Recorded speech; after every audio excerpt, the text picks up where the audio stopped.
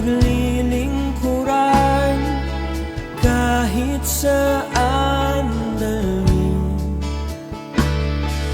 Ikaw ay lagi kung susundin, anuman ang suliranin. Lahat ay aking kakayanin, pagkat ikaw ay kapiling. Subukin man ang panahon, mananatili sa'yo, Panginoon.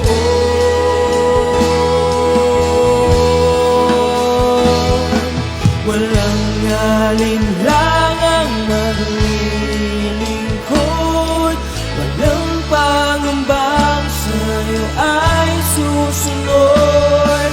Hindi susuko at hindi hinto, patuloy lamang sa iyo. Walang alinlangang maglilingkod, walang pangambang sa'yo ay susunod. Hindi susuko at hindi hinto, patuloy lamang sa iyo. Hanggang dulo, mananatili anumang hamon, ikaw pa rin ang Panginoon. Tatapusin ang takbuhin sa kaharian mo'y ika'y makapiling.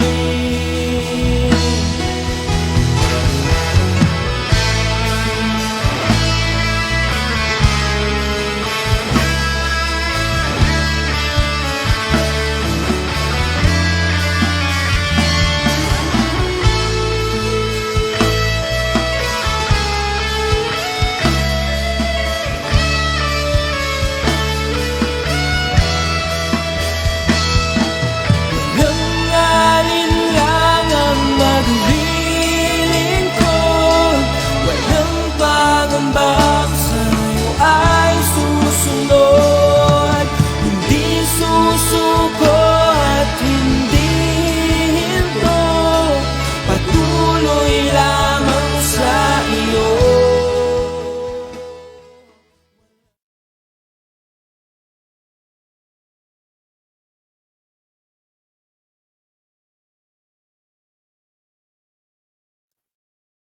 Amen. Good morning po sa bawat isa. Tayo po muli nandito sa morning devotion ng Tinig ng Pag-asa at isang mapagpalang umagang muli po sa bawat isa. At ngayon po ay December na, malapit na naman mga po ang Pasko. Advance Merry Christmas po sa bawat isa. At tayo po ay mag-aaral ng kanyang salita. Ako po'y samahan nyo sa pagbulay-bulay ng kanyang salita. At muli, ang ating tema po ngayon ay Love Conquers All. Amen. Kaya ang ating pong pag-aaralan ay pinamagatan kong gaano ka ba kamahal ng Diyos? Amen. Gaano ko nga po ba kamahal ng Diyos? Gaano ba ako kamahal ng Diyos? Gaano ba kamahal ng Diyos ang lahat ng tao sa ating mundong ito? Na kung saan ikaw ba yung taong kahit Kristiyano ka na, parang nahihirapan ka na, dala ng problema, dala ng pagsubok sa buhay, kakulangan sa pinansyal, di ba? Kahirapan sa puso, di ba? Palagi mong alalahanin, kapatid, na mahal ka ng ating Panginoon. Amen? Kaya nga po, bago po tayo bumasa ng kanyang salita, tayo po muna yung manalangin. Ama namin Diyos na buhay, sa pangalan ng aming Panginoong Hesus, salamat Panginoon sa umagang ito. Lord, buksan mo ang puso ng bawat isa. Ikaw po ang siyang kumatagpo, Panginoon. At inaamin ko, O God, na wala kaming magagawa kung wala ka sa aming buhay. Lord, salamat, Santong Espiritu. Ikaw po ang siyang magpaunawa sa lahat ng aming mapapakinggan. At tunay nga, O Diyos, na salamat sa iyong pag-ibig na kung saan napagtatagumpayan nito ang lahat. Pinupuri ka namin, dinadakila sa pangalan ng aming Panginoong Hesus. Amen. Muli, ito ang morning devotion, Tinig ng Pag-asa. Amen. So, ang ating pong pag-aaralan ngayon ay nasa taga-Epeso. Kung kayo po may Biblia yan sa bahay, samahan niyo po akong magbasa. at buksan niyo po ang inyong Bible o cellphone sa Efeso 1:4 hanggang 7. Ang sabi po dito, bago pa nilikha ang sanlibutan, pinili na niya tayo upang maging kanya sa pamamagitan ng ating pakikipag-isa kay Kristo, upang tayo maging banal at walang kapintasan sa harap niya dahil sa pag-ibig ng Diyos. Sa 5, tayo kanyang pinili upang maging anak niya sa pamamagitan ni Kristo. Iyan ang kanyang layunin. Ang layunin pala, ito po pala ang layunin ng Diyos. Verse 6, purihin natin siya dahil sa kanyang kahanga-hangang pagkalinga sa atin sa pamamagitan ng kanyang minamahal na anak. 7, last verse, kinubos tayo ni Kristo sa pamamagitan ng kanyang dugo at sa ganoon ay pinatawad na ang ating mga kasalanan. Ganoon kadakila ang kanyang kagandahang loob sa atin. Amen? So, mga magulang, mga kapatid, ang sabi po sa verse 4, bago palikhayin ng sanlibutan, pinili na niya tayo. Amen? So, wala ka pa sa mundo. Alam na ng Diyos na ikay mahal niya. Alam na ng Diyos na gusto niyang ipadama sa iyo ang kanyang pag-ibig, mga kapatid. Kaya nga po, bakit ka ba pinili ng Diyos? Diba? Gaano ka ba kamahal ng Diyos? Una, ang Diyos pinili ka kahit makasalanan ka. Diba? Tayo, ang sabi naman po sa Biblia, lahat ng tao ay nagkasala at kinapos sa kalulatian ng ating Panginoon. Diba? Kaya nga yun yung una natin. Ang Diyos pinili ka kahit makasalanan ka. Diba? Ako, lahat tayo, di ba, makasalanan sa paningin ng Diyos. Pero dahil sa pag-ibig ng ating Panginoong Kristo, di ba, ipinadama niya ang kanyang pagmamahal, di ba? Sabi sa ating binasa, through His Son, di ba? Sa pamamagitan ng kanyang kaisa-isang anak. Kaya nga po ang sabi sa diyan, di ba? Alam na alam natin yan. For God so loved the world that He gave His only begotten Son, that whoever believe in Him shall not perish but have a everlasting life, di ba? Anong kailangan para magkaroon ng everlasting life? Maniwala. Manampalataya ka sa kakayahan ng Diyos, sa pag-ibig ng Diyos sa buhay mo at sa buhay ko. Amen? Dahil dito sa mundong ito, mga magulang, mga kapatid, talagang sobrang hirap. Diba? Katulad yan, marami na naman po tayong kababayan, sinalanta na naman ng bagyo. Di po ba? Marami pa. Hanggang ngayon, may COVID pa rin, mga magulang, mga kapatid. Pero ang pag-ibig ng Diyos, gusto ng Diyos na maranasan ng tao ang kanyang pag-ibig. Kaya nga kahit ang tao makasalanan, di ba? Pinili niya pa rin ng tao. Kaya nga ang sabi sa ating binasa dito sa 1:4, di ba? Sa verse 7, bago pa likhayin ng sanlibutan, pinili na niya tayo upang maging kanya sa pamamagitan ng pakikipag-isa kay Kristo, di ba? Wala pa po ang sanlibutan, napili ka na pala ng Diyos. Grabe po ang pag-ibig ng Diyos, di ba? Hindi ka pa pala sinisilang, kalain mo yun, napili ka na, di ba? Pinili ka na ng Diyos, wala pang sanlibutan. Upang maging kanya. Paano tayo magiging kanya?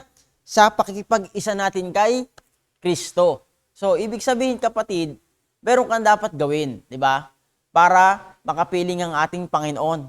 Kailangan mo makipag-isa, di ba? Makipag-isa saan? Kay Jesus Christ, sa ating Panginoong Kristo. Para Para maranasan mo yung love ng Diyos. Amen? Parang ganito lang yan, mga magulang, mga kapatid. Ang ating Diyos, si Jesus Christ, di ba, bumaba sa lupa. Bit niya, ang pag-ibig ng Ama. Di ba? Na kung saan ipinadama niya sa tao. Di ba? Parang ganito lang yan. Imagine niyo merong hose. Meron akong hose. Di ba? Yung hose, kailangan kong isaksak sa gripo. Para ang lalabas sa hose, tubig. Ano man ang lumabas sa tubig na matamaan ng tubig, nagiging malinis. Kunyari, kotse, madumi. Pasisiritan mo ng tubig, syempre. Para luminis. Ganon din ang pag-ibig ng Diyos. Di ba? Bumaba si Jesus Christ, parang siyang hose. Para madama natin ang kanyang pag-ibig, di ba? Para pag sumirit yung hose, madadama ng natatamaan, lilinis. Ganon din. Ang pag-ibig ng Diyos ang siyang naglilinis sa atin. Di ba? Ang pag-ibig ng ating Panginoong Kristo, ng Diyos Ama, ng Santong Espiritu, ang siyang kung saan pumili sa atin. Di ba? Wala pa tayo sa mundong ito. Napili ka na. Napili na ako. Grabe. Di ba? Imaginein mo, mga magulang, mga kapatid, dito sa mundo. Di ba? Pwede ka pang hindi mapili pag hindi ka qualify, pag nag-apply ka. Di ba? Pag hindi maganda ang background mo, pag hindi maganda ang nakalagay sa resume mo, di ba? Pwede ka pang hindi mapili. Pero ang Diyos, napili ka na. Wala pang sanlibutan. Di ba? Para para tayo'y makapiling ng ating Panginoong Jesucristo. Amen? Kaya nga po ang sabi dito, John 15:16, hindi niyo ako pinili. Kayo ang pinili ko. Pinili ko kayo upang kayo'y magbunga at manatili ang inyong bunga. Upang ang anumang hingi ninyo sa Ama, sa aking pangalan, ay ibibigay sa inyo. Anong sabi? Ang Diyos na po ang pumili sa iyo, kapatid. Para ano? Para hindi ka magdusa. Para hindi tayo manangan sa ating nararamdaman, na hirap na parang ayaw mo na, parang suko ka na, kapatid. Merong Diyos na nagmamahal sa iyo, di ba? Merong Jesus Christ, merong Kristo na nag-offer ng kanyang buhay para sa iyong mga nararamdaman ngayon. Gaano ka ba kamahal ng Diyos? Lahat ng mga hirap, tiniis ni Jesus Christ para sa iyo, diba? Para hindi ka na mahirapan. Para ang isipan mo ay makalaya ka sa mga isiping pangmundo.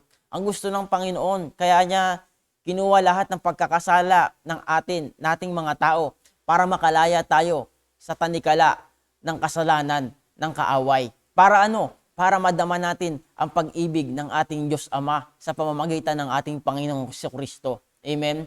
Kaya nga po, lahat tayo makasalanan. Pero dahil kay Kristo, sa kanyang ginawa, dahil sa pag-ibig niya sa atin, sa iyo, sa lahat, diba? Sa ating mga mahal sa buhay, sa ating mga kamag-anak, mga kapatid, nanay, tatay, anak, dahil sa pag-ibig ng Diyos, lahat yon tiniis ni Jesus Christ. Bakit? Kasi nga, napili ka niya. Para ano? Para makapiling ng ating Panginoong Jesucristo. Amen?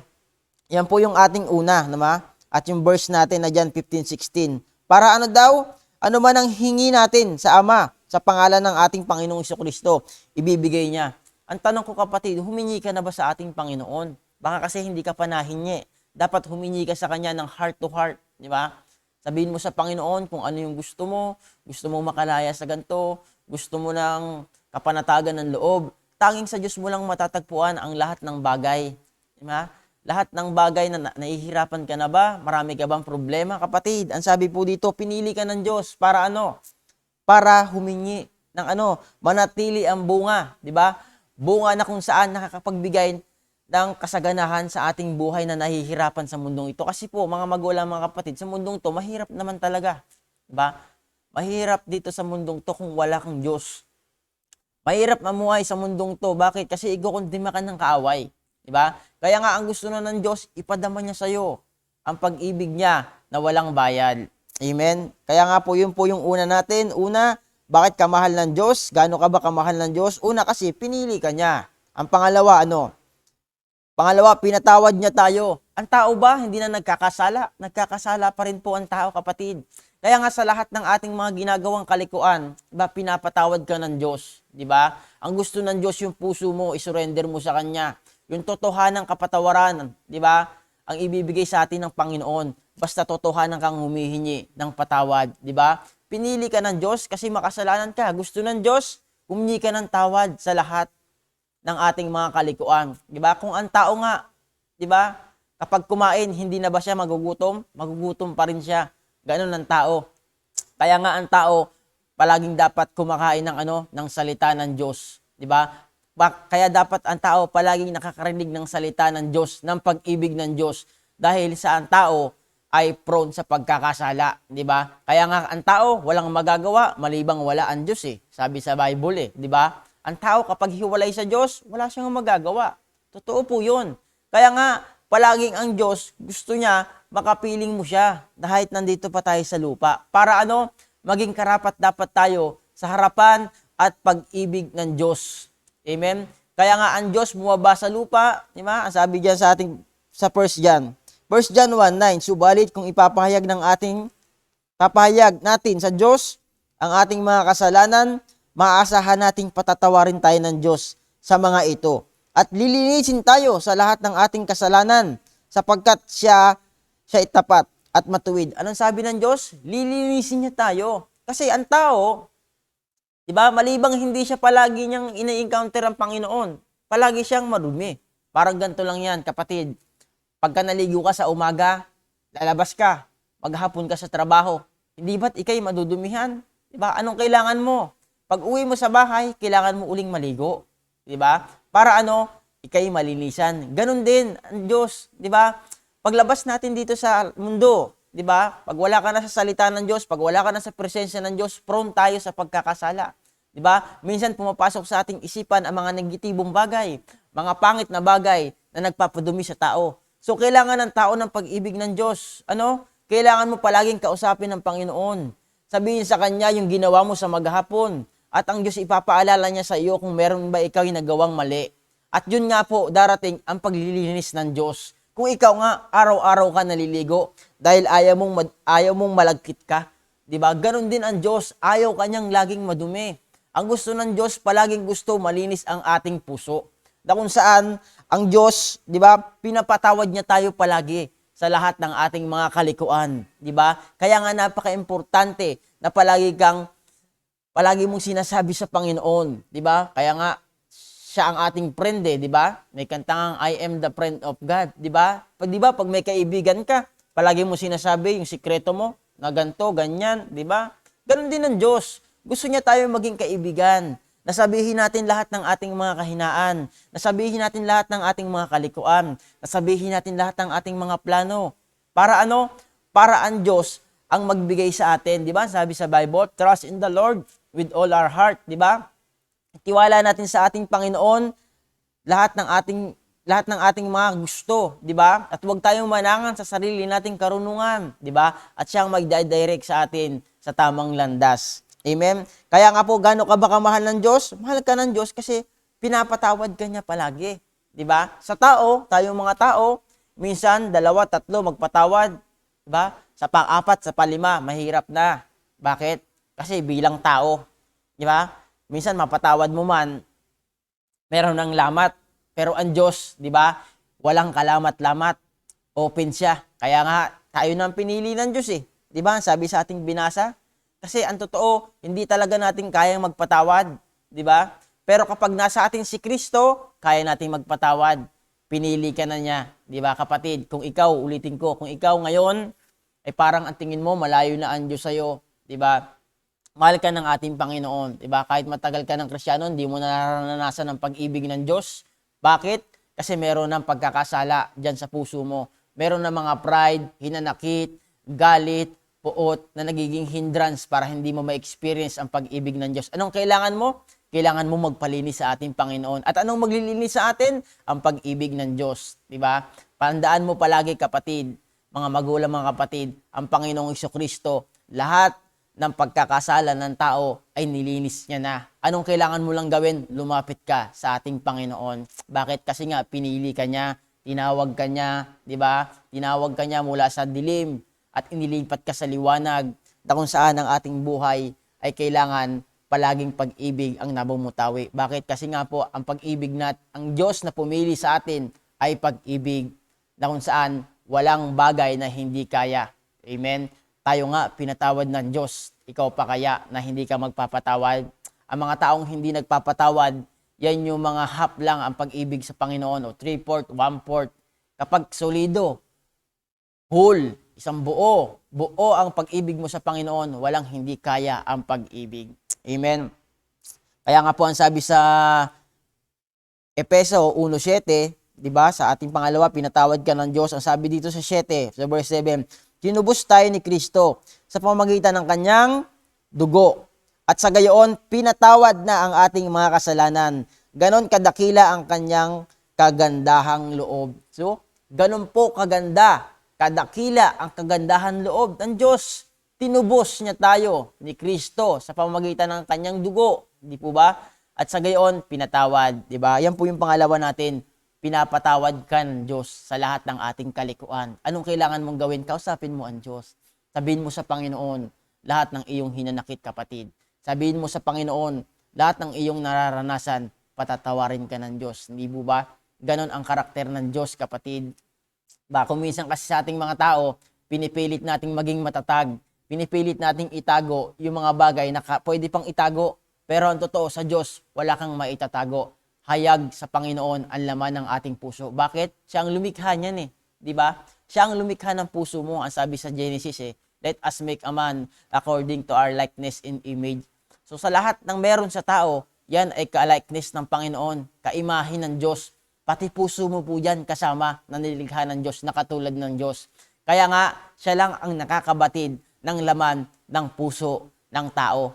Kaya niyang palambutin, kaya niyang patigasin. Hindi po ba? Yung panahon ni Moises, pinatigas ng Diyos ang puso ni Paraon. So makatuwid, kung ang Diyos nagpapatigas, kaya niya rin magpalambot. At kaya niya rin basahin ang puso mo. Ang kaaway, hindi niya kayang basahin ang puso ng tao. Bakit? Hindi naman siya lumikha niyan eh. Ang Diyos ang lumikha ng puso natin. Anong binabantayan lang sa atin ng kaaway? Ang binabantayan lang sa atin ng kaaway ay yung lalabas sa'yo. Kaya nga sabi ni Kristo hindi nagpaparumi sa tao ang pumapasok. Ang nagpaparumi sa tao, yung lumalabas. Di ba? Kaya nga, yun ang binabantayan ng kaaway, yung lalabas sa puso mo. Di ba? Ang sabi sa Biblia, death and life are in the power of our tongue. Buhay at kamatayan nakasalalay sa ating mga dila. Kaya nga, ang binabantayan ng kaaway sa ating kapatid, yung lalabas sa puso mo. Di po ba? Kaya nga, kung ang lalabas sa puso mo ay puro salita ng Diyos, puro pag-ibig, malapit ka sa Diyos. Pero pansinin mo sa tao, kapag ang lumalabas sa tao, puro hinanakit, puro paninira, may sabit ang puso niyan. Ibig sabihin, hindi pa si Kristo ang sentro ng kanyang puso. May kanta nga, di ba? Jesus be the center of our heart. Dapat si Kristo ang sentro ng ating puso. Bakit? Dahil ang buod ng Biblia ay pag-ibig. Kaya may Biblia dahil sa pag-ibig. Kaya may Diyos na bumaba, galing langit, bumaba si Kristo dahil may pag-ibig na naganap. Amen. Sa buhay din natin. Kaya tayo nakakapagpatuloy, di ba? Kaya tayo may hininga pa kasi iniibig ka pa ng Diyos. Mahal ka ng Diyos, di ba? Sasabihin ko po sa iyo, mahal ka po ng ating Panginoong Jesucristo, di ba? At sa Diyos, walang matanda, walang bata, di ba? Walang matagal na sa paglilingkod, di ba? Walang patagalan, walang pataasan, walang payamanan, walang payabangan. Di po ba? Sa Panginoon, ang gusto niya ay pagpapakumbaba, di ba? Dahil ang Diyos, tinataas niya ang mga tao mapagpakumbaba. At ang Diyos, hindi po nakatingin siya sa panlabas na anyo ng tao. Di po ba? Ang sabi ng Diyos kay Samuel, kung maaalala niyo po yun, pumunta ka sa bahay ni Jesse. I-anoint mo yung bagong hari. Nakita ni Samuel, yung panganay na anak, matipuno, magandang lalaki. Anong sabi ni Samuel? Ito na siguro ang pinili ng Diyos. Anong sabi ng Diyos? Di ako nakatingin sa panlabas na anyo, di ba?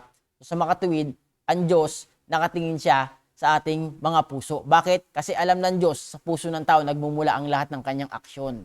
Amen? Bakit? Ang Diyos umaksyon dahil sa kanyang puso. For God so loved the world that He gave, di ba? Kung walang pag-ibig ng Diyos, meron bang pagbibigay? Wala, di ba? Kung walang pag-ibig ng Diyos, meron bang pagtitiis na katulad ni Kristo? Wala.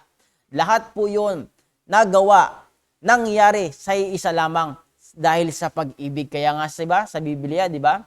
The fruit of the Holy Spirit sa Galatia 5:22, ang nangungunan doon, love, joy, peace, kindness, long-suffering, gentleness, self-control. Ang nangungunan doon, pag-ibig. Lahat ng mga nasa baba na yun, sumusunod lang sa isa, sa pag-ibig. Napapakilos kasi ng lahat, di ba? Di ba? Gustong mangyari ng Panginoon na ang lahat ng ating gagawin ay nagmumula sa pag-ibig. Pwede ka namang gumawa pero nang wala kang pag-ibig. Amen? Pwede po yun. Di ba? Pwede kang magbigay, pero wala ka namang pag-ibig. Amen? Tandaan po natin, kapag ang Diyos nasa iyo, nasa puso mo, di ba? Walang hindi kayang gawin. Kaya mong magpatawad, kaya mong magbigay, kaya mong pumunta kung saan-saan, katulad ng ginagawa ng ating mga kapatid sa pananampalataya, ng ating bishop, di ba? Dahil po yun sa pag-ibig. Di ba? Ang totoo, ba't ka pupunta doon? Mapapagod ka lang. Dahil nga ang Diyos, ginawa yon, si Kristo, nakipag-isa tayo kay Kristo, kaya nagagawa natin yung mga bagay na yon, kahit mainit, di ba? Kahit parang akala mong wala kang mapapala, pero dahil nakipag-isa ka nga kay Kristo, di ba? Maliwanag sa puso't isipan mo na kagalakan na nararamdaman mo. Amen? Kaya nga po, yun yung pangalawa natin. Pinatawad tayo ng Diyos. Diba? Pinatawad tayo ng Diyos sa lahat ng ating kalikuhan. Ang pangatlo, nilinis tayo ng Diyos. Ito nga po yung sinasabi ko kanina. Di po ba? Sa lahat ng ating ginawa, nilinis ka ng Diyos. Para maging karapat-dapat ka sa harapan at sa pag-ibig ng Diyos. Parang ganito lang yan. Hindi po ba? Kapag ikay may anak, sa may mga anak po tayo. Di ba? Pag anak mo madumi, di ba? Anong sinasabi mo? Maligo ka muna. Diba? Hindi mo muna siya niyakap. O, pwede mo naman niyakapin, kaya lang, medyo mabaho, medyo madumi. Pero anong gagawin mo? Para mayakap mo ng maigi, maipadama mo ang pag-ibig mo talaga sa kanya, para ma-hug mo talaga siya ng mayakap. Minsan nga, nanggigigil ka pa. Diba? Kailangan mo munang paliguan. Ganon din ang Diyos. Gusto lagi ng Diyos malinis tayo sa kanyang harapan. Gusto ng Diyos, palaging gusto niya malinis ang ating puso para mayakap niya lagi tayo ng kanyang pag-ibig. Gusto ng Diyos yakapin tayo eh. Gusto ng Panginoong Jesucristo, palagi niya tayong kapiling. Gusto ng palaging ng ating Panginoon, gusto niya palagi niya tayong kausap. Di ba? Kaya lang, ang nagiging hindrance, yung karumihan ng tao. Kaya minsan, hirap ka nang lumapit sa Panginoon kasi merong pagkakasala na ayaw mong pakawalan, na inilalagay mo dyan sa puso mo, na ayaw mong alisin. Ang gusto ng Diyos, alisin yan. Para makapiling mo siya. Para dito pa lang sa lupa, ma-experience mo na ang kanyang pagmamahal. Di ba? Marami pong tao, kahit Kristiyano, hindi na nararamdaman ang Diyos. Bakit? Kasi may mga tinatago. Di ba? Merong mga tinatago na kung saan ayaw niyang ilabas. Pero gusto na sanang ng Diyos ipalabas yan. Di ba? Kaya lang ayaw mo. Kaya minsan tuloy, ang hirap mo na maranasan ng ating Panginoong Jesucristo. Amen? Kaya nga po sa ating buhay, kapatid, malagi tayong magpalinis sa ating Panginoon. Bakit? Nandito ka pa sa mundo eh. Kung paano ang ating katawan nadudumihan, ang ating puso din nadudumihan. Di ba? Nadudumihan po yan, kapatid. Kaya nga may salita ng Diyos na naglilinis sa atin eh. Inilehan tulad ng Diyos ang kanyang salita sa tubig. Na kung saan, para palagi tayong linisan. Di ba? Lunes hanggang Sabado, nandiyan ka sa mundo. Nakikisalamuha ka sa kung ano-ano mga tao, kanya-kanyang pag-uugali. Minsan dumudumi ang ating puso't isipan sa mga salitang ating naririnig, sa ating mga bagay na nakikita. Kaya nga tuwing linggo, pumupunta ka ng church, o Merkules, Lunes, Merkules, di ba? Bernes, nagsusok ka, di ba? Para magpalinis, di ba? Tandaan po natin, kapatid, lahat tayo madumi, di ba? Nalilinis lang tayo sa pamamagitan ng pag-ibig ng Diyos ng kanyang salita. Amen? Hindi mo pwedeng sabihin sa sarili mo na malinis na ako, tinanggap ko na si Jesus Christ eh. Yeah? Tinanggap ko na si Kristo, malinis na ako. Kailanman hindi na ako magkakadumi. Mali po 'yun, kapatid. 'Di ba? Ang totoo, palagi tayong nadudumihan. Kung paano ulitin ko, paano ang katawan nadudumihan, ganun din ang ating puso. Bakit? Palagi mas marami ka naman talagang oras sa mundo. 'Di ba? Sa pakakasalimuha mo sa mga tao, sa trabaho mo kung ikay nagtatrabaho, 'di ba? Sa office mo, mas marami diyang pakakasalimuha mo kaysa sa Diyos. Kaya nga, palaging dapat ang tao lumalapit sa Diyos. Sinasabi sa Diyos yung mga nangyari. Lord, itong nangyari. Di ba? At ang Espiritu ng Diyos magpapaalala sa iyo sa lahat ng karumihan na ating nagawa. At doon papasok ang salita ng Diyos. Doon papasok ang Diyos na lilinisin ka. At doon papasok ang pag-ibig ng Diyos na kung saan mararanasan natin ang pag-ibig ng ating Panginoon. Kung ikay nagsasabi ng hayagan at tapat sa ating Panginoon. Kaya nga, di ba, dyan papahayag mo, tapat ang Diyos at banal na tayo patatawarin. Amen? Kaya nga, ulitin ko, kapatid, kung ikaw, di mo na masyadong nararanasan ang love ng Diyos, tagal mo ng Kristiyano, 3 years, 2 years, 5 years, di ba? Medyo malayo ka na sa Panginoon. Isa lang ang sikreto, magpalinis ka ng Diyos, magpalinis ka sa ating Panginoong Jesucristo. Di po ba? Yan po yung pangatlo natin na kung saan nilinis tayo ng Diyos. Di ba? Hindi naman lahat ng tao nilinis. Yung taong gusto lang magpalinis, di ba? Minsan nga sa mundo natin, di ba? Yung mga taong pag lumabas ka sa kalsada, maraming sasakyan, madudumi. Di ba? Hindi naman pwedeng i-carwash ng nagka-carwash yun kung ayaw nilang magpa-carwash. Di ba? Nasa tao pa rin talaga kung gusto nilang magpa-carwash ng kanilang sasakyan. Ganun din sa buhay ng tao. Nasa tao pa rin talaga kung gusto niyang magpalinis. Pero gusto na ng Diyos linisin ka. Linisin ng mga tao. Pero ayaw nilang magpunta sa carwash eh. Para malinisin yung kanilang sasakyan eh. Ganun din ang tao. Maraming tao ayaw magpalinis sa Diyos. Pero gustong-gusto nang linisin ng Diyos. Diba? Yung kanilang kalikuan, yung kanilang buhay na pangit, gusto nang ayusin ng Diyos. Diba? Ang totoo, ang tao, diba, ayos naman eh. Kaya lang, gustong, kahit ikaw, Kristiyano ka na, ayos ka naman eh. Kaya lang, meron pang gustong ang Diyos i-renovate. Diba nga, ang tao, walang kakontentuhan. Mapapansin po natin sa ating mga tao yan. O, yung may mga bahay na malalaki, may bahay na magaganda. Kahit maganda na ang bahay, pag naisipang ipabaklas ito, papabaklas. Gustong ibabaguhin. Tao na mismo yun ha. Ganon din ang Diyos. Kahit matagal ka ng Kristiyano, meron pa rin gustong ang Diyos idagdag sa buhay mo. Meron pa rin gustong ang Diyos na baklasin sa buhay na napalitan ng mas maganda pa. Amen? Kaya nga ganyan ang pag-ibig ng Diyos. Kaya nga ang pag-ibig niya, sabi niya, the love of God is new every morning. Palaging bago ang pag-ibig ng Diyos. Kung meron siyang gustong baguhin sa buhay mo, bagamat maganda naman, pero gusto niya babaguhin niya yon. Amen? Anong paraan nun? Pumunta ka sa maglilinis. Sino maglilinis? Walang iba kundi ang Diyos. Amen? Parang car wash lang yan. Pumunta ka sa magaling mag-car wash. Para kung saan yung masatisfy ka sa kalinisan ng sasakyan mo, ganun din. Ang makakapag-satisfy ng ating buhay, ng ating puso, walang iba kundi ang Diyos. Ang Diyos lang ang pwedeng maglinis sa tao. Diba? Minsan pupunta ka sa council. Minsan niya sa sa ating dating kinagis na simbahan. Diba? Magkukumpisal ka doon, sasabihin mo. Diba? Pinapalinis mo puso. Pero ang totoo, hindi niya kayang linisin ang puso natin. Ang Diyos lang ang kayang maglinis sa kanyang nilikha. Diba? Siya lumikha niyan eh. Siya lang ang may kakayahan kung paano i-operate ang ating puso. Amen? Wala lang iba. Parang ganito lang yan. Kapag nasira ba ang iyong sasakyan, pupunta ka sa construction worker? Hindi Diba? Kapag nasira ba ang iyong sasakyan, pupunta ka sa doktor? Hindi. Pupunta ka sa mekaniko. Sila ang may nakakaalam nun. Ganun din, 'di ba? Ang Diyos ang lumikha ang Diyos ang lumikha sa puso ng tao. Siya ang kayang mag-ayos niyan. 'Di ba? Siya ang kayang maglinis niyan. Kung may mga depekto diyan, kaya niyang gawin 'yan. Bakit? Siya ang lumikha ng puso ng tao. Kaya nga mahal na mahal ng Diyos ang tao eh.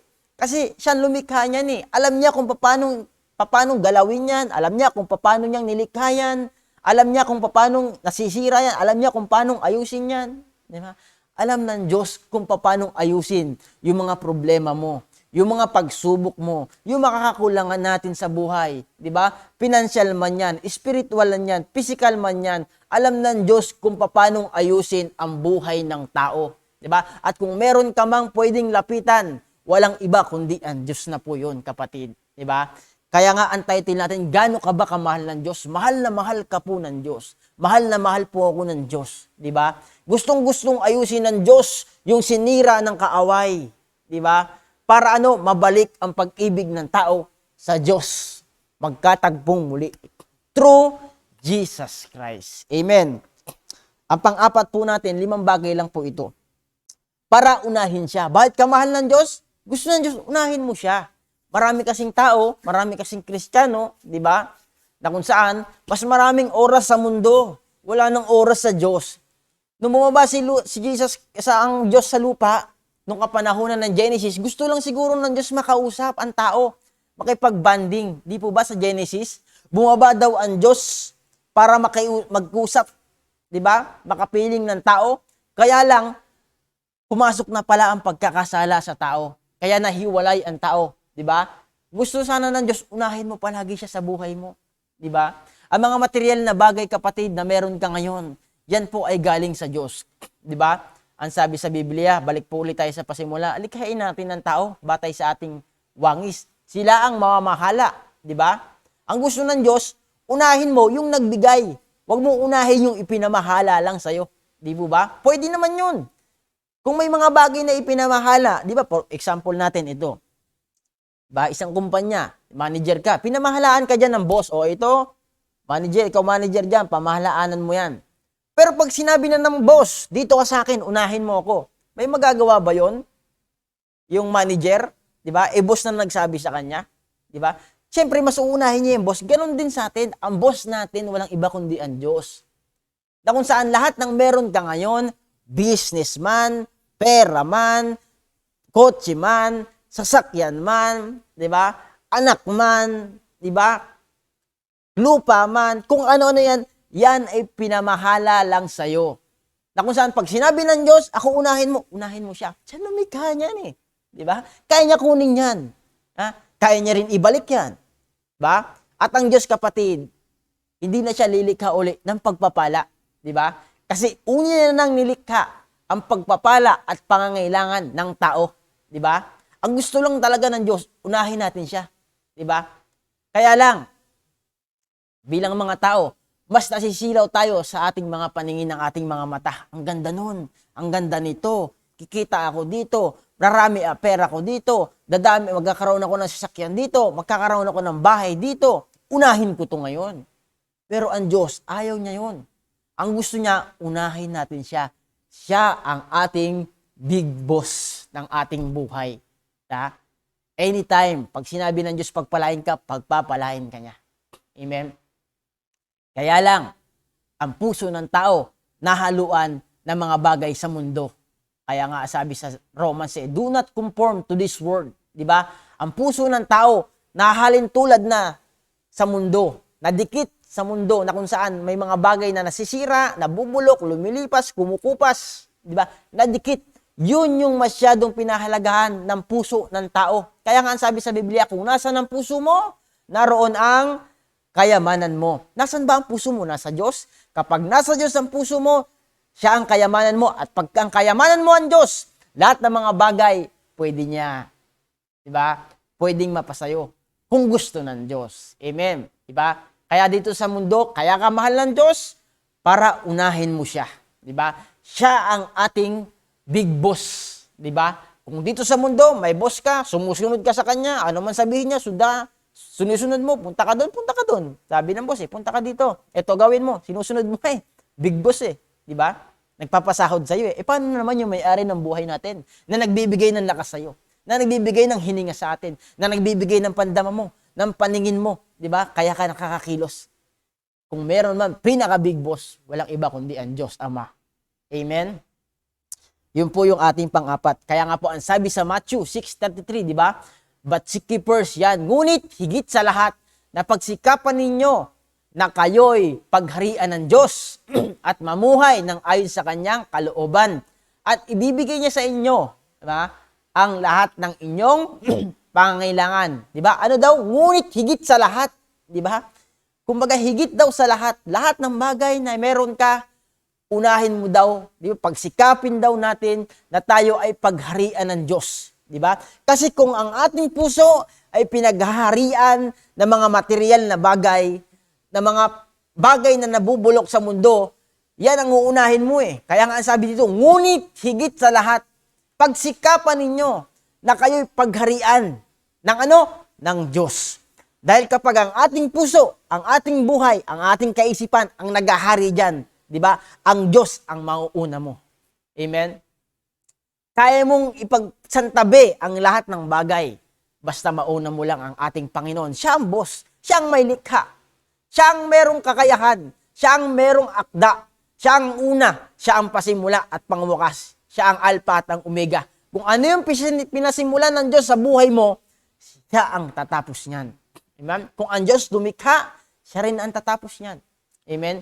Kaya nga, ang Diyos, mahal na mahal tayo, kapatid Di ba? Mahal na mahal ka ng Diyos. Di ba? Parang akala mo, di ba, malayo na ang Diyos Naranasan mo na ba yon? Parang malayo ang Diyos sa buhay mo. Kasi, hindi mo sinisikap, sinisikap na pagharian ka ng Diyos. Mas sinisikap mo yung pangmundo na bagay. Kaya mas marami ang oras mo dyan sa mundo na yan. Kaya mas marami ang oras na nilalaan mo kaysa sa Panginoon. Kasi hindi mong pinagsikapan. Tandaan natin, kapatid, may kalakip na gawa. Di ba? Ayun pagsikapan At huwag mo ikabalisa ang sa araw, di ba? Ang para sa araw ng bukas. Dahil ang bukas ang bahala sa sarili nito. Sapagkat na ang iyong mga suliranin, sapat na ang iyong mga suliranin sa bawat araw. Ang harapin mo daw yung bawat araw sa tulong ng ating Panginoong Jesucristo. Amen? Kaya nga po, ang panlima natin, yan po yung pang-apat, para unahin siya, kaya ka mahal na mahal ang Diyos. Ang panlima, para makapiling ang Diyos. Hindi po ba? Ang sinira noon ng kaway, ng New Old Testament, di ba? Inaayos muli ng Diyos sa ating binasa kanina, through Jesus Christ. Para ano? Makapiling ng Diyos ang kanyang nilikha, na kanyang kawangis, ng kanyang kahugis. Yeah? Yun po yung ginawa ng Diyos, di ba? Kaya mahal na mahal tayo ng Diyos Para makapiling natin siya. Diba? Parang ganito lang yan, kapatid. Meron ba namang anak, magulang, diba? Na ayaw niyang makapiling ang kanyang mahal sa buhay? Hindi po ba? O, kunwari, ikaw na lang, meron kang anak na nasa abroad. 3 years, 4 years nang hindi umuwi. Di ba sabik na sabik ka sa kanya na makapiling mo siya pag umuwi? Gusto mong yakapin. Kasi nasasabik ka na sa kanya, namimiss mo na siya. Ganon din ang Diyos. Di ba? Sabik na ang Diyos na makapiling tayo. Maging tayo, gusto ng Diyos yung kanyang nilikha magkatugma sa kanyang puso. Mabalik uli ang relasyon niya ng tao sa Diyos. Diba? Ganun po yung gustong gawin ng Diyos. Kaya ka mahal na mahal ng Diyos. Kaya ako mahal na mahal ng Diyos para makapiling muli natin ang Diyos sa takdang panahon na kanyang inilaan sa tao. Kaya nga bumaba na ang Diyos, si Jesus Christ, para sabihin sa tao na for God so loved the world that He gave His only begotten Son, that whoever believe in Him shall not perish, but have a everlasting life. Sinabi na ng Diyos ang pag-ibig through His Son, Jesus Christ. Diba? Yan po yung panlima na tandaan natin, kapatid. Kung akala mo sa buhay mo, hirap na hirap ka na, kapatid, si Jesus Christ naghirap sa'yo. Diba? Kailangan mo lang lumapit. Kailangan mo lang, diba, magpakumbaba sa Panginoon. Diba? At ako naniniwala at nakakatiyak. Kapag ang ginawa ng tao lumapit sa Panginoon, nagpakumbaba, inaming makasalanan, di ba? Maniwala ka't sa hindi, ma-experience mo ang pag-ibig ng Diyos. Diba? Yan po yung 5 natin para makapiling ang Diyos. Kaya ka mahal ng Diyos. Kaya ka pinili ng Diyos. Kaya ka nilinis ng Diyos para makapiling mo siya. Amen. Para makapiling natin siya. Ha? Example uli natin sa ating mga anak. 'Di ba? Pag galing sa trabaho, 'di ba? Pag galing sa laro, nililinisan mo 'di ba? Para mayakap muli. 'Di ba? Para maamoy muli. Bango-bango ng anak ko, nanggigigil ako sa iyo. Pupulbuhan mo pa, 'di ba? Susuklayan mo pa. Ganun ang gusto ng Diyos 'Di ba? Pagkatapos kasi ang ating karakter, parang karakter ng Diyos. Siya lumikha 'di ba? Pansinin mo yung anak mo, pag niliguan mo, dinadamitan mo, 'di ba? Ganoon ang Diyos. Pagkatapos linis sa'yo, gusto kang damitan ng Diyos ng katwiran niya. 'Di ba? Gusto kanyang pabanguhan, gusto kanyang pulbuhan. Ganoon ang Diyos. 'Di ba? Ganoon ang pag-ibig ng Diyos. Gusto kanyang suotan ng short, gusto kanyang amuyin. Diba? Kung tayo nga mga tao, ganun ang ginagawa natin sa ating mga anak. Lalo na ang Diyos. Gusto ng Diyos mayakap ka. Gusto ng Diyos madama mo ang kanyang init ng yakap, ang init ng kanyang presensya, ang init ng kanyang pagmamahal. Diba? Gusto niyang iparamdam sa atin na kung gaano niya tayo kamahal. Diba? Gusto ng Diyos iparamdam sa atin, diba? Na walang bayad na ibinigay niya ang kanyang kaisa-isang anak. Diba? Ganun po tayo kamahal ng ating Panginoon, kapatid. Diba? Lahat ng tao sa mundo, mahal ng Diyos. Marami lang tao ayaw lumapit sa Diyos. Kahit nga mga Kristiyano na. Kahit nga matagal ng Kristiyano. Diba? Hindi na minsan ma-experience ang pag-ibig ng Diyos. Wala nang revelasyon. Diba? Wala nang dating yung love. Wala nang dating yung salita ng Diyos. Kasi ang layo na. Okay na lang umatin, okay na lang tumugtog, okay na lang punta ron. Pero ang totoo, ang meaning niyang, kapatid. Di ba? Kaya nga sabi niya, no, John 14, verse 1 to 4, huwag na kayong mabalisa. Sumampalataya kayo sa Diyos. Sumampalataya din kayo sa akin, sabi ni Jesus. Di ba? At ano pa sabi dyan?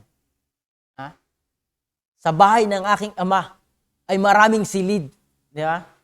Kung hindi ito totoo, sasabihin ko ba sa inyong pupunta ako ron upang ipaghanda kayo ng inyong matatahanan, matitirahan? Ganyan ang pag-ibig ng Diyos. Di ba? Sa bahay daw ng kanyang ama. Di ba? Bakit alam ni Jesus Christ na sa bahay ng kanyang ama? Di ba? Ay maraming tahanan. At siya'y maghahanda nung umakyat siya doon. Kasi galing siya ron. Galing ang Diyos si Kristo doon. Kaya nasabi niya, sa bahay ng aking ama, maraming silid. Kung hindi totoo ito, sasabihin ko ba sa inyong pupunta ako doon? roon upang ipaghanda kayo ng inyong matitirahan? Alam ni Jesus Christ na maraming tahanan doon, na merong nakalaan sa iyo, sa akin, sa buhay mo, sa buhay ng bawat isa.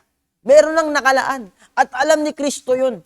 At sabi niya nga dyan, ako, sa inyong pupuntahan, ako roon upang ipaghanda kayo. Diba? Sasabihin ko ba sa inyo, pupunta ako roon upang ipaghanda kayo ng inyong matitirahan?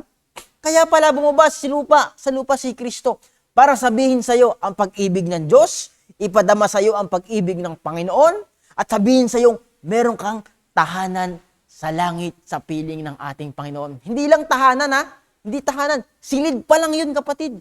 Meron ka ng silid sa tahanan ng Diyos. Meron kang slot doon. Di ba? Ganda. Meron kang nakalaan na kwarto. Di ba? Na kung saan, pag sinabi ng Diyos, di ba dito sa mundong to, bahay, pamilya. Meron kang kwarto, kung kayo'y mayaman-yaman, may kwarto ka siyempre. At sasabihin sa'yo ng ama, ng nanay, anak, kakain na tayo. Di ba? Sa Diyos, sa langit, may kwarto ka at sasabihin sa'yo ng anak, dito tayo. Yeah. Kung ano yung ginagawa ng ama mo dito sa lupa, ng nanay mo, nasasabihin sa'yo, anak, kain ka na. Pinagluto na kita ng merienda, pinagluto na kita ng tanghalian, pinagluto na kita ng almusal. Ganon din ang Diyos kasi may silid tayo dun eh. Amen? I hope po, kapatid, di ba, pumapasok to sa puso mo, sa isipan mo, kung gaano ka kamahal ng Diyos. Di ba? At ulitin ko, kapatid, kung parang akala mo, ang layo muna sa Diyos, ito na yung panahon, di ba, na kung saan, muli kang lumapit sa ating Panginoon. Diba? Tuloy po natin yung verse na yan. Ha? At kapag naipaghanda ko na kayo ng matitirahan, ako'y babalik at isasama ko kayo upang kayo'y makapiling ko kung saan ako naroroon. Hindi po ba? Ang ganda. Kapag naipaghanda ko na kayo, di ba? Ganda ng Panginoong Jesus Christ. Ang lupit. Diba? Where pa?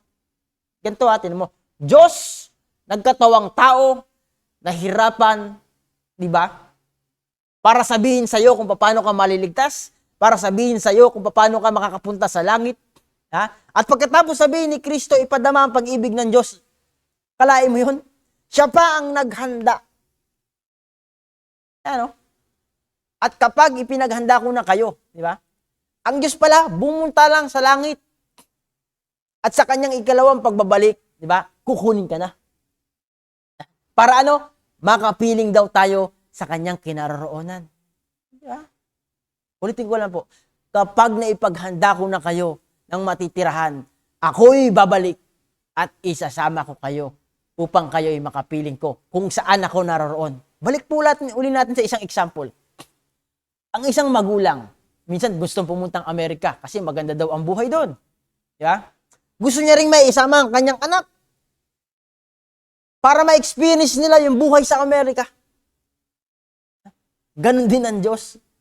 Bumaba muna sa lupa para sabihin sa'yo, anak, ganito dun sa aking pinagmulan, masarap doon, wala nang hirap, wala nang sakit, wala nang iyak, wala nang puot, puro kagandahan na lang, puro kasayahan na lang.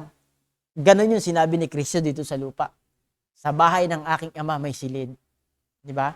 At ang gusto ng Diyos, kung paano ang ama sa ibang bansa, gusto ma-experience ng kanyang anak, kanyang asawa, ang buhay doon, ganon din ang Diyos.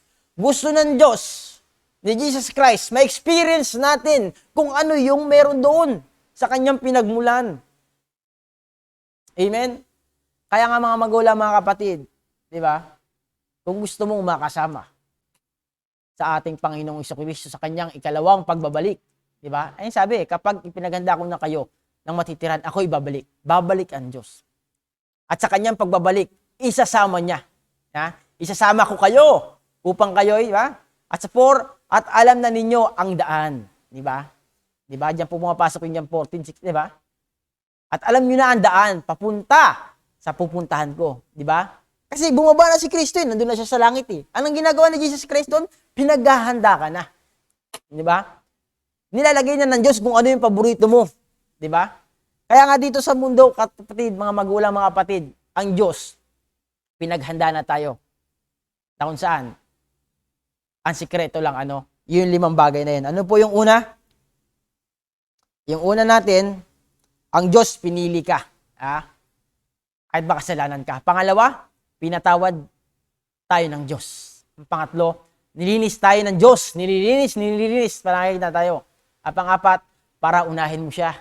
At panlima, para makapiling ang Diyos. Amen. Tayo po yumuko at manalangin. Nawa ay meron po kayong natutunan. Nawa nakatagpo kayo ng Diyos sa inyong mga puso. Amen. Tayo po pumikit at manalangin. Ama namin Diyos na buhay sa pangalan ng aming Panginoong Hesus. Lord, salamat sa iyong pag-ibig. Salamat Panginoon sa iyong kabutihang loob na ipinadamo mo sa buhay ng bawat isa.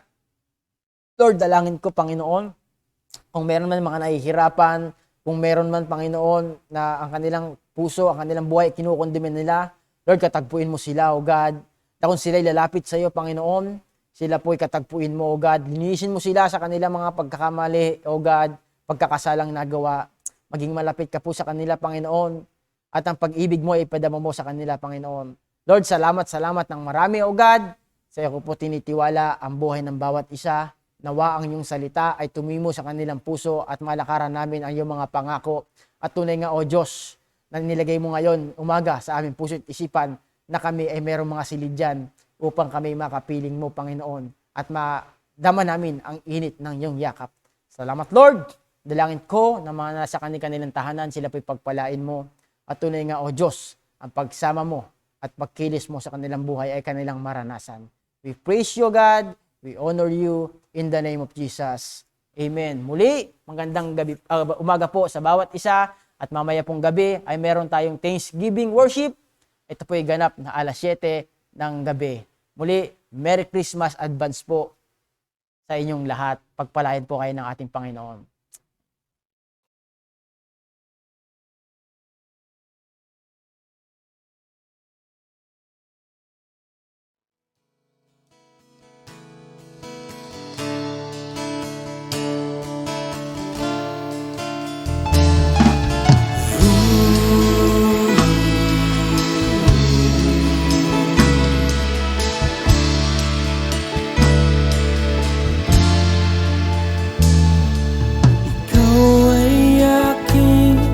Paglilingkuran kahit saan dalhin.